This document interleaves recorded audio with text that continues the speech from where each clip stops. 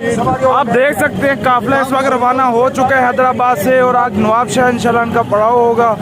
अभी यहाँ से काफिला रवाना हो रहा है। कारकुनान से भी हिदायत दे रहे हैं कि कारकुनान अपनी बसों पे गाड़ियों पे बैठे और अभी स्पीड से यहाँ से काफिला जाएगा। ये पीछे मरकजी कंटेनर भी आ रहा है और ये सिक्योरिटी की गाड़ी आ रही है।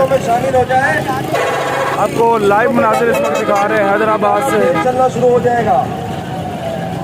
हैदराबाद से आपको लाइव मुनाजिर दिखा रहे हैं इस वक्त। हाफिज साद रसीद साहब का कंटेनर भी आ चुका है। तराने लगे हैं और फुल जोश व जज्बे से यहाँ से निकल रहे हैं हैदराबाद से।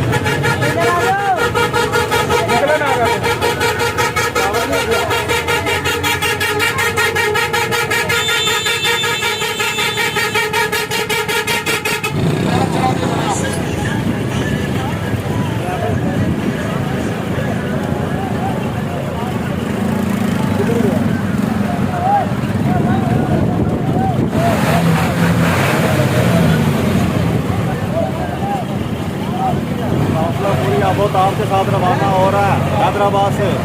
हैदराबाद से इस वक्त काफिला रवाना हो चुका है। पर्चन हर बंदे के हाथ में है और कसीर तादाद में बसें भी हैं और आगे से भी बसें और आ जाएंगी।